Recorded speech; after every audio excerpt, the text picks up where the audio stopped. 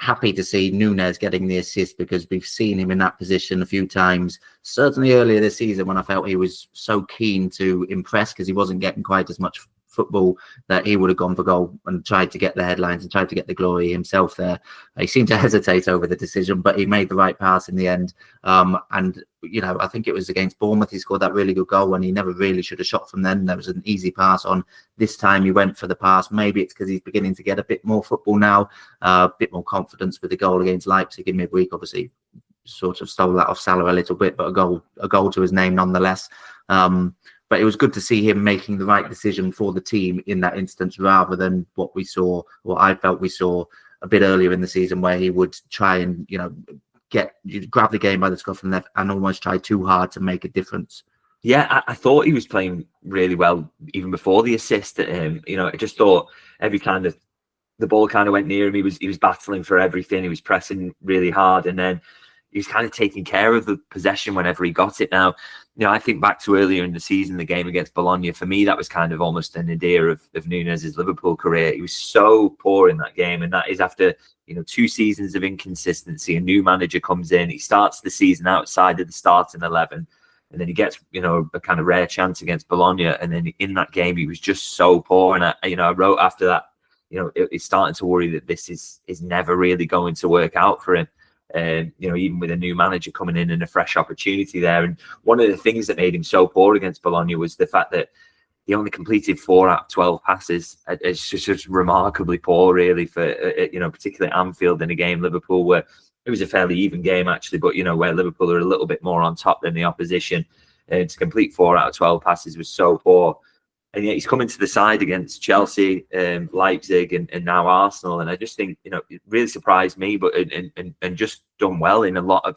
And the major improvement has been taking care of the ball. And, you know, I think his pass completion rate is above 70% for all 3 of those games. So a marked improvement from what we saw against Bologna. And as you say, a little bit more composure in key moments as well. I mean, you know, the fact he's doing that, he's keeping the ball, he's giving Liverpool a bit of an outlet there.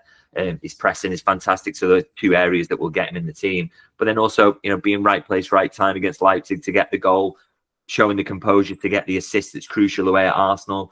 And, you know, so that really, I mean, Slot couldn't be asking much more from him across these 3 games, really. He's keeping the ball, and he's pressing, he's doing the defensive work, and then he's getting goal contributions. And, you know, like I say, I've criticised him many times over the past couple of seasons, but, you know, if he keeps up this level of performance, he becomes a genuine option for Arne Slot, not just at one he turns to when Diogo Jota is injured, you know, a genuine rotation option in that centre-forward position. Now, we've had many false dawns with Nunez, so don't want to get too excited about that. But you do hope and wonder whether, you know, the impact that Slot's coaching is having on him, whether this system is getting a bit more used to it now.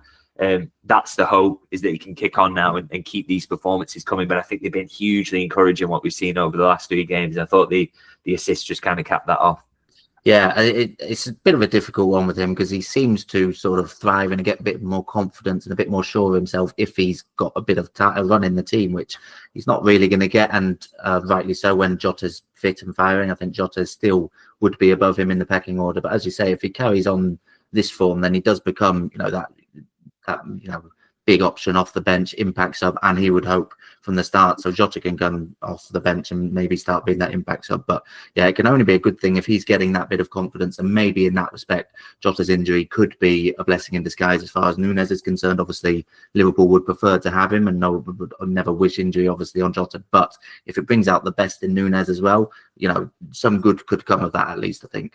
Well, I think Nunez knows that before Jota gets fit, and we're not sure exactly when that's going to be, although the hope is it's not too long of an absence, because it's only bruising rather than a break, according to the manager. So hopefully not too long to wait. But, you know, every game he gets to start whilst Jota is out is an opportunity to show why he should keep the shirt even when Jota's back. So, and like I say, in the games against the last 3 games, he's really kind of shown that, and you know, you just want it to now continue, him to get that consistency, because that has been his biggest issue at Liverpool. But if he continues to do that and he thrives over the next couple of games, then, you know, Jota then comes back with a little bit of a battle on his hands to get the shirt back, which is exactly what the manager wants, really.